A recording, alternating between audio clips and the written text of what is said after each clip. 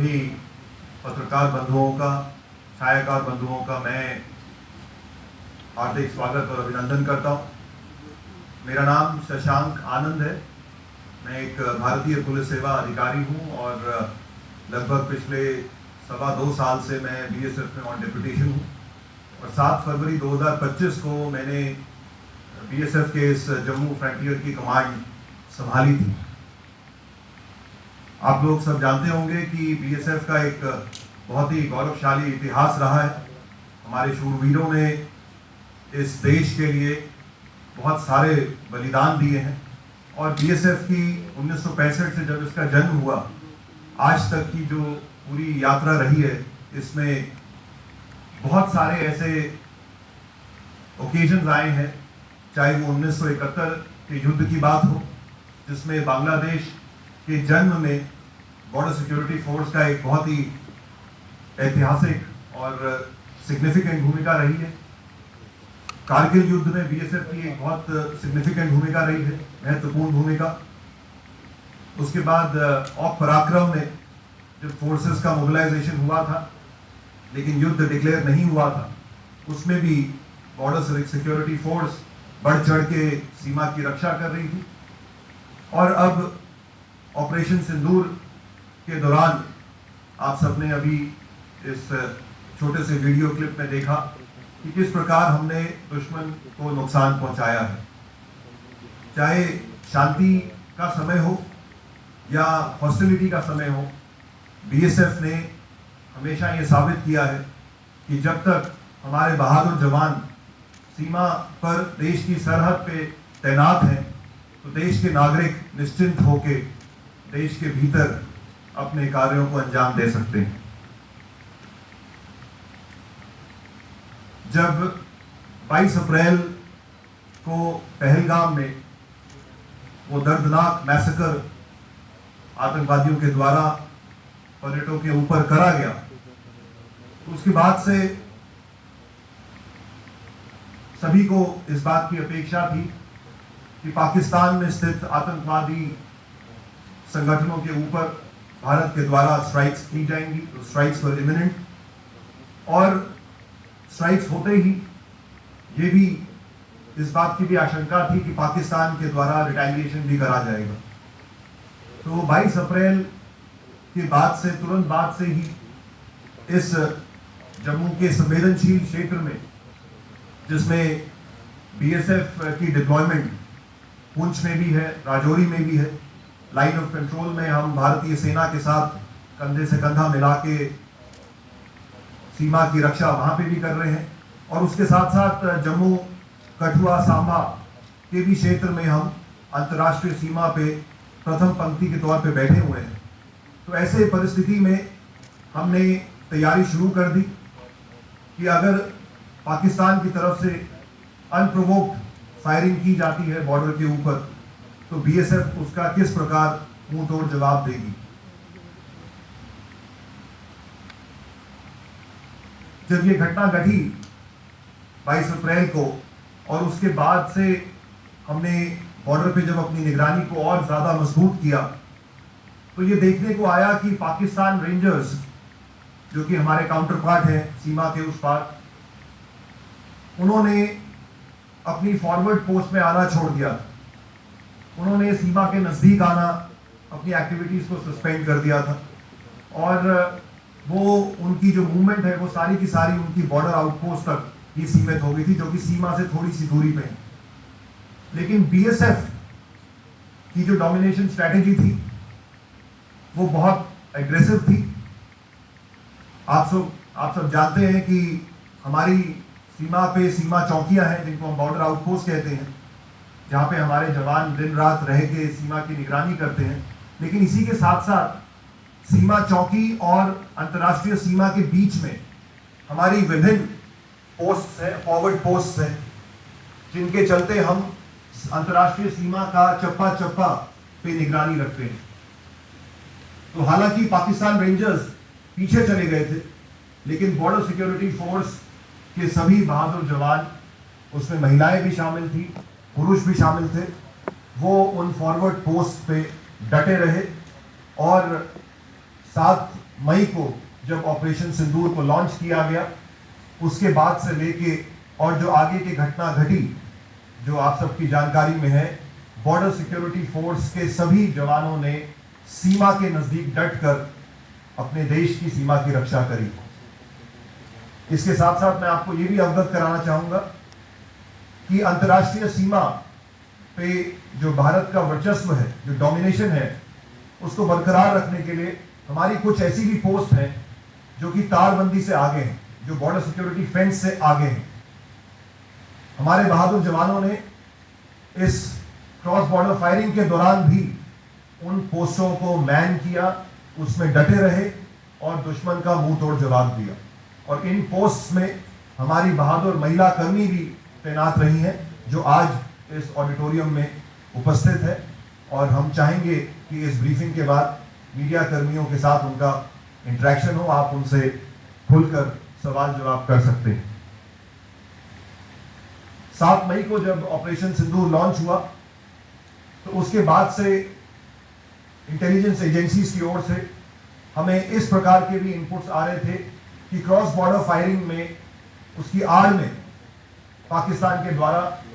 दोबारा से आतंकवादियों को सीमा पार घुसपैठ के लिए भेजा जा सकता है। और ऐसे में सीमा की चौकसी बेहद जरूरी हो गई थी। अंतर्राष्ट्रीय सीमा पे जो घटनाक्रम हुआ, उसके बारे में मैं आपको संक्षिप्त में अवगत कराना चाहूंगा। 8 तारीख की रात को जब हम सीमा की निगरानी कर रहे थे और हमारे इलेक्ट्रॉनिक सर्वेलेंस इक्विपमेंट से हम सीमा के उस पार भी देख रहे थे, तो ये देखा गया कि पाकिस्तान की सियालकोट डिस्ट्रिक्ट के इलाके में, जो हमारे सांबा के ऑपोजिट लगता है, वहां पे एक बड़े समूह की मूवमेंट वॉच करी गई और लगातार उस मूवमेंट को हम ट्रैक करते रहे। और वो जो ग्रुप था वो अंतर्राष्ट्रीय सीमा के नजदीक बढ़ता रहा। रात का समय था, वहां का जो इलाका है वो अंडुलेटिंग ग्राउंड है, टूटा हुआ ग्राउंड है। उसका आड़ लेके ऐसा ये प्रतीत हो रहा था कि दुश्मन की ओर से घुसपैठ की कोशिश की जा सकती है। बीएसएफ ने ये फैसला लिया कि जब तक ये समूह हमारी निगरानी में है, हम उनको अंतर्राष्ट्रीय सीमा को पार ना करने दें। और इसीलिए 8 तारीख की रात को बीएसएफ के द्वारा सांबा क्षेत्र में प्रीएम्प्टिव स्ट्राइक्स लॉन्च करी गई। प्रीएम्प्टिव स्ट्राइक्स को लॉन्च करते ही एक तरफ हमने दुश्मन को सरप्राइज कर दिया, लेकिन उसके कुछ समय बाद पाकिस्तानी पोस्ट से हमारी पोस्टों के ऊपर फायर शुरू हुआ और उसकी तैयारी हमने पहले से कर रखी थी। और उसी का ये फलस्वरूप रहा कि हम उस क्रॉस बॉर्डर फायरिंग में हमने पाकिस्तान की कई पोस्टों को भारी नुकसान पहुंचाया और हमारा खुद का कोई भी नुकसान नहीं हुआ। उस इलाके के जो सेक्टर कमांडर हैं श्री मंड, वो हमारे बीच में उपस्थित है। मैं अब उनसे अनुरोध करूंगा कि वो चंद शब्दों में आपको उस घटनाक्रम के बारे में अवगत कराएं। डीआईजी इंद्रेश्वर नगर। भारी नुकसान उनको हुआ, उनका मूवमेंट जो है स्कैटर हुआ उस एरिया में। एंड जैसे हमने पहले से एक्सपेक्ट किया था, तो उनके कुछ पोस्टों ने बीएसएफ की ड्यूटीज पर काफ़ी हैवी फायरिंग उन्होंने शुरू कर दिया, जिसका रिटेलिएशन माकूल तरीके से दिया गया। ऑलरेडी प्लान था कौन सी पोस्ट में किस वेपन से हमने उसको साइलेंट करना है, it was already plan. And बहुत अच्छा जवानों ने जो है उनका मुकाबला किया। वाटर डेट्स का जो फायर बहुत स्किलफुल और बहुत स्टीप फायर था, जिसके कारण वो पोस्टों के बाद भी दिखाई गई, जैसे आपने वीडियो में देखा है, अपने पोस्ट छोड़ छोड़ के भागने लगे और फिर मूवमेंट पूरा उनका स्कैटर हुआ। और जो इनपुट्स हैं काफ़ी उनके लोग हताहत हुए उस इलाके में, टेररिस्ट भी और उनके सपोर्टर्स भी, कुछ आर्मी और ranger. That is all about that, rest is history. We are already being to on site में बस्ट हुए। अगले दिन 9 तारीख को पाकिस्तान के द्वारा सांबा का इलाका छोड़कर जम्मू के उत्तरी इलाके में जो अखनूर के नजदीक पड़ता है, वहां पे अंतर्राष्ट्रीय सीमा पर अनप्रोवोक्ड क्रॉस बॉर्डर फायरिंग को शुरू किया गया और उसकी तैयारी बॉर्डर सिक्योरिटी फोर्स ने पहले से कर रखी थी और 9 और 10 को भारी बमबारी बीएसएफ के द्वारा पाकिस्तान के बॉर्डर बेल्ट पे करी गई। इस दौरान हमने ये प्लानिंग कर रखी थी कि मौका मिलेगा तो अंतर्राष्ट्रीय सीमा के नजदीक जो आतंकवादी लॉन्च पैड्स हैं उन पे भी बीएसएफ के द्वारा हमला किया जाएगा और इसी घटनाक्रम में 9 और 10 की रात को बीएसएफ के द्वारा लश्कर तौयबा के एक लॉन्च पैड जो कि पाकिस्तान में स्थित है, जिसका नाम लूनी है, जो महज अंतर्राष्ट्रीय सीमा से 3 किलोमीटर के फासले पे है, उस पे बीएसएफ के द्वारा एक सुनियोजित योजना के तहत हमला किया गया और इस घटनाक्रम के बारे में आपको और संक्षिप्त तौर पे अवगत कराने के लिए मैं अब अनुरोध करूंगा डीआईजी सेक्टर सुंदरमणि श्री वीरेंद्र दत्ता से कि वो आपको इस घटनाक्रम के बारे में बताएं। अपना मूवमेंट हमारी तरफ बढ़ा दिया था। इसी संदर्भ में हमारे पास एक इंफॉर्मेशन आई थी जहाँ पे ये बताया गया था कि 18 से 20 मिलिटेंट का लूनी में होने का न्यूज़ है और वो उनका एक्सपेक्टेड था कि वो जो है क्रॉस बॉर्डर फायर का फायदा उठाते हुए वो इन्फिल्ट्रेट करेंगे सो दैट बाद में जाके इंटरनेट के अंदर ये हमारी आर्म फोर्सेस के या हमारे कैपेसिटीज को ये टारगेट कर सकते। ऑलरेडी लूनी हम लोगों ने टारगेट कर रखा था, तो इमीडिएटली आईजीएसएल से गाइडेंस और डायरेक्शन के तहत ये पूरा प्लान किया गया जहाँ पे कि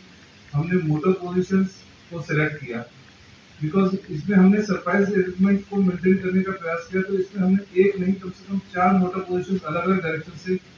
किया सो दैट एक पूरा कंफ्यूजन मेंटेन रहे। एट द सेम टाइम हमने जो है साइमल्टेनियसली जो है फायर असॉल्ट प्लान किया ताकि जो है हम बाकी जो पोस्टें हैं उनको भी एंगेज कर सकें ताकि वो किसी भी तरीके की मदद या हमारे ऊपर काउंटर अटैक ना कर सकें। तो ये बहुत ही कोऑर्डिनेटेड वेल प्लान ऑपरेशन था जहाँ पे कि हमने 2 फेजेस में उसको किया ताकि हम मैक्सिमम जो है उसकी कैजुअलिटी इन्फ्लिक्ट कर सकें एंड वो हम अचीव भी कर पाए एंड लूनी पूरी तरह से डिस्ट्रॉय हुई और उनको काफ़ी कैजुअलिटी का सामना करना पड़ा। ना सिर्फ उनको बल्कि जो डाइवर्जनरी टैक्टिक्स के तहत हमने उनकी ड्यूटीज को एंगेज किया उसके अंदर भी उनकी काफ़ी पोस्टें पूर्णतः क्षतिग्रस्त सक्सेसफुल ऑपरेशन। तो जब आरसपुरा सेक्टर के इलाके में भी फायरिंग चल रही थी जिसमें दोनों ही तरफ से पिच बैटल्स लड़ी जा रही थी, तो बीएसएफ डटी रही और उस इलाके में भी एक पाकिस्तानी लॉन्च पैड मस्तपुर के बारे में हमें 7 मई से पहले कुछ इनपुट्स आए थे। तो बीएसएफ के द्वारा उस लॉन्च पैड को भी टारगेट किया गया और उस इलाके में जो हमारी कई बटालियंस के ऊपर फायर आया और किस प्रकार हमने पाकिस्तानी बॉर्डर एसेट्स को नुकसान पहुंचाया उसके बारे में बताने के लिए मैं अनुरोध करूंगा DIG sector headquarter Jammu Shri Chitrapal से कि वो आप सबको ब्रीफ करें। जैसा कि आईजी साहब ने बताया है कि 9 तारीख की शाम को मेरे जो सेक्टर आरएसपुरा काउंटर पार्ट की तरफ से बहुत ही टारगेट किया गया पोस्टों को। तो उसमें तकरीबन 9:15 बजे हमारी एक पोस्ट काउंटर पार्ट ने फायर शुरू कर दिया। पहले उन्होंने फ्लैट ट्रैजेक्टरी वेपन से फायर किया, उसके बाद उन्होंने मोटर से फायर किया और पिन पॉइंट वो हमारी पोस्टों को निशाना बना रहे थे। साथ में वो हमारे गाँव को भी निशाना बना रहे थे, जिसमें एक इंटरसेप्शन में ये सुनने में आया कि वो बोल रहे थे कि अब्दुलिया को हिट करो, अब्दुलिया को हिट करो, क्योंकि ये अपना रेजिडेंशियल पूरा एरिया है उसको हिट कर रहे थे। इसका हमारे जवानों ने बहुत ही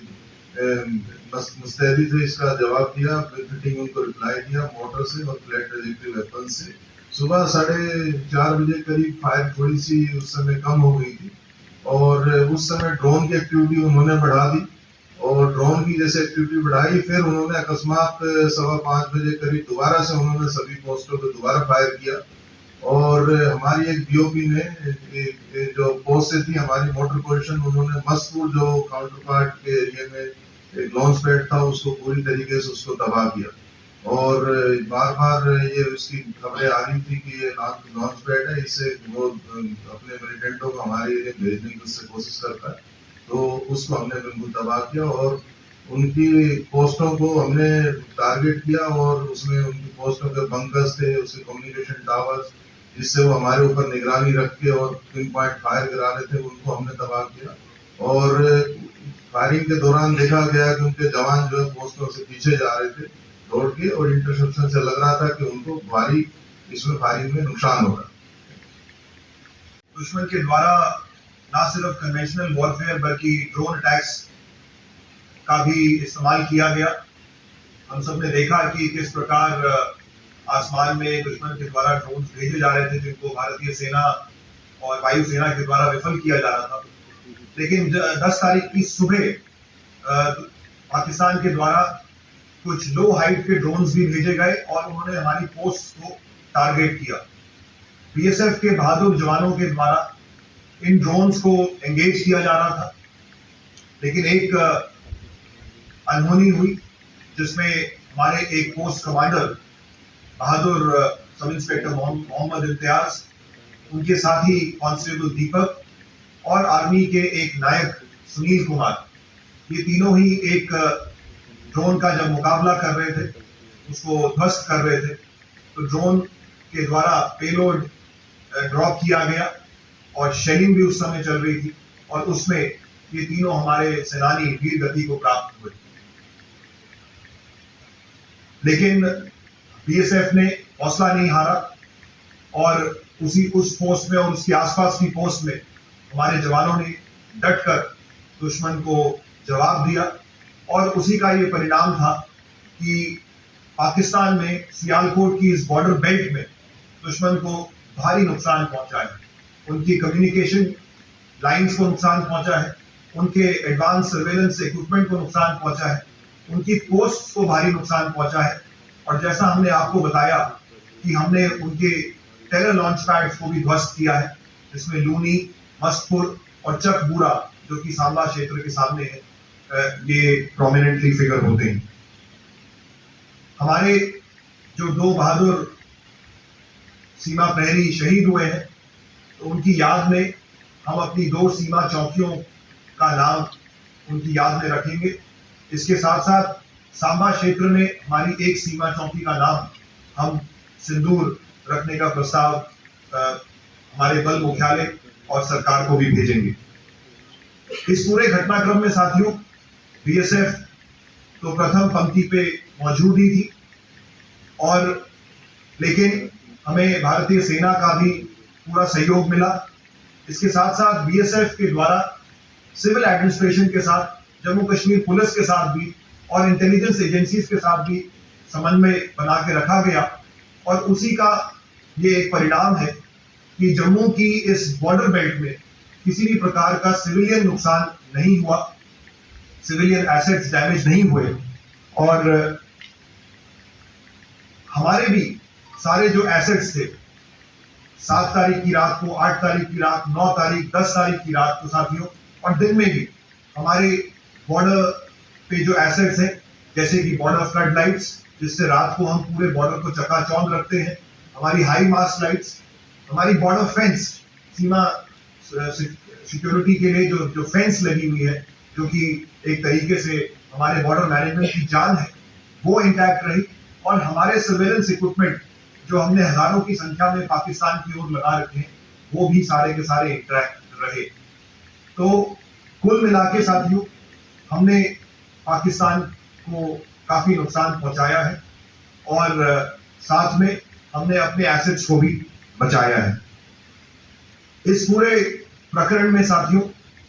बीएसएफ की महिला शक्ति ने बढ़ चढ़ के हिस्सा लिया। हालांकि महिलाओं के पास ये ऑप्शन था कि वो अगर चाहती तो बॉर्डर आउटपोस्ट से रिलोकेट होके पीछे हेडक्वार्टर्स में आ सकती थी, लेकिन हमारी इन बहादुर महिलाओं ने इस बात को चुना कि वो आगे फॉरवर्ड ड्यूटी पोस्ट में रहकर, सीमा चौकियों में रहकर अपने पुरुष कार्मिकों के साथ कंधे से कंधा मिलाकर इस आपदा का सामना करेंगे और उसी का ये परिणाम रहा कि हमारी कुछ बहादुर महिलाओं ने इस प्रकरण में पोस्ट को कमांड किया। असिस्टेंट कमांडेंट नेहा भंडारी हमारे बीच में यहाँ बैठी हुई है। इनके साथ साथ हमारी कुछ ऐसी भी महिला कर्मी है जो फॉरवर्ड पोस्ट में नहीं, मैं उनके नाम जरूर आपके सामने रखना चाहूंगा। महिला कांस्टेबल मंजीत कौर, महिला कांस्टेबल सुमी, महिला कांस्टेबल मलकीत कौर,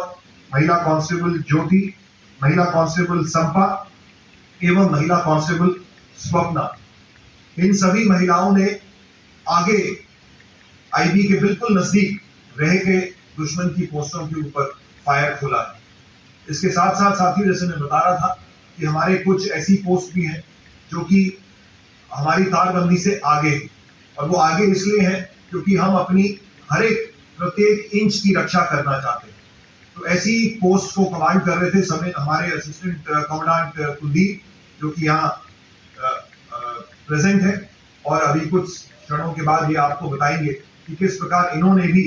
पोस्ट में आगे रहते हुए अपनी कंपनी को कमांड किया और दुश्मन के मंसूबों को विफल किया। साथियों, इस ऑपरेशन सिंदूर में जम्मू के इस इलाके में और एलसी और आईबी दोनों ही क्षेत्रों में बीएसएफ ने बढ़ चढ़ के हिस्सा लिया है, और हमेशा बीएसएफ तत्पर रही है अपने देश की सॉवरेनिटी को बचाने के लिए, देश की अखंडता को बचाने के लिए और देश की सीमा की रक्षा करने के लिए। हमारी निगरानी अभी भी चौकस है, क्योंकि इस प्रकार की इनपुट्स हैं कि दुश्मन को जो भारी नुकसान पहुंचा है उसका बदला लेने के लिए वो फिर घुसपैठ या उसकी जैसी क्रॉस बॉर्डर फायरिंग जैसी किसी प्लान को वो अंजाम दे सकते हैं। तो बीएसएफ 24 घंटे दिन रात अंतर्राष्ट्रीय सीमा पर बिल्कुल चुस्त है, और हमारा प्रयास है कि आने वाले समय में, और विशेष तौर पे जब अमरनाथ यात्रा का प्रारंभ अगले 3 जुलाई से होने वाला है, तो हर प्रकार की व्यवस्था यहाँ पे बनी रहे और अंतर्राष्ट्रीय सीमा से किसी भी प्रकार का घुसपैठ या कोई भी अप्रिय घटना ना हो। मैं इन शब्दों के साथ अपनी वाणी को विराम देता हूँ और आप सबका धन्यवाद करता हूँ कि आप सबने आज समय निकाला यहाँ आने का। काफी समय से मैं भी चाह रहा था कि आप सबके साथ इंटरेक्शन करूं, तो अब अगर आपके कोई सवाल जवाब है तो हम उनको जरूर आंसर करना चाहेंगे। हम एक एक करके उन सवालों को ले सकते हैं। मैं डीआईजी जी से रिक्वेस्ट करूंगा कि वो कृपया इसको कोऑर्डिनेट करें। ठीक है, राइट साइड से प्लीज। सर, मेरा नाम